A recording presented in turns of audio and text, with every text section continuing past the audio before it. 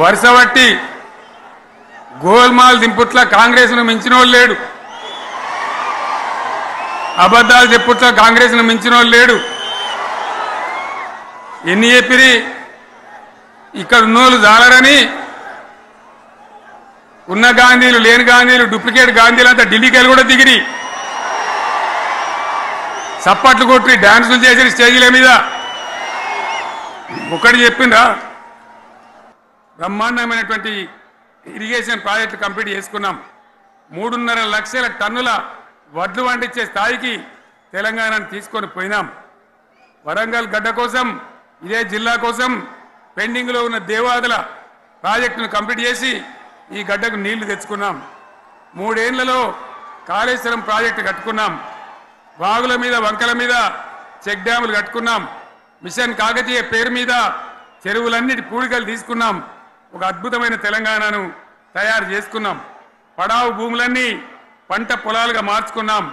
ఆనాడు బీఆర్ఎస్ పాలనలో చెరువుల నిండా జలరాశులు, రైతుల కళ్ళాల నిండా ధాన్య రాశులతోని బ్రహ్మాండంగా తెలంగాణ అద్భుతంగా పురోగమించిన విషయం మీకు తెలుసు.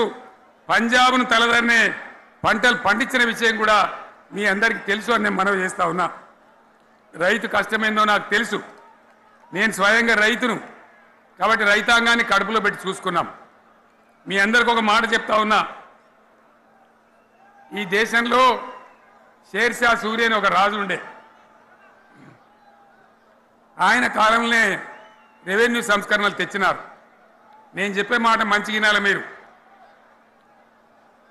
చరిత్ర పొడుగుతో చూస్తే షేర్షా సూరి నుంచి స్వతంత్ర భారతం వచ్చిన తర్వాత ప్రజాస్వామ్య ప్రభుత్వాలు కూడా రైతుల దగ్గర రకరకాల శిస్తులు వసూలు చేసినారు, రైతుల దగ్గర డబ్బులు వసూలు చేసినారు, తహసీల్ రకాలు వసూలు చేసినారు, నీటి తీరువాలు వసూలు చేసినారు. కానీ రైతును చూడాలని వాడు అందుకోలే. భారతదేశంలోనే ఎక్కడ కూడా లేని స్కీమ్, నన్ను వాళ్ళు అడగలే, ఎలక్షన్లలో చెప్పలే. నాకు నేనుగా ఆలోచించి, ప్రభుత్వమే ఆలోచించి రైతు బంధు పథకాన్ని తెచ్చినాం.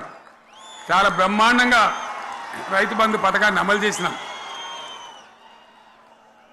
రైతాంగానికి ఎటువంటి కరెంట్ ఇచ్చినాం, ఇంత అద్భుతమైన కరెంట్ ఇచ్చినాం.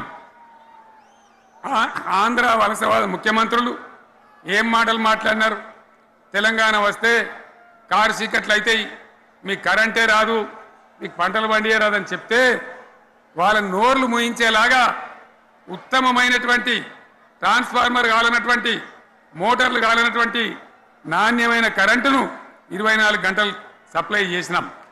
రైతు ఇంట్లో కూర్చుంటే పొలాల కాడ బోర్లు దుంకినాయి, మీరందరూ కళ్ళారా చూసినారు. నాకంటే ఆ విషయం మీకే ఎక్కువ తెలుసు. అదేవిధంగా రైతులు చనిపోతే 2 ఎకరాలు 3 ఎకరాలు ఉన్న రైతులు ఏముంటుంది, వాళ్ళకి ఆదాయం ఉండదు. వాళ్ళు చస్తే బీఆర్ఎస్ రాకముందు పట్టించుకున్న నాతుడు లేడు.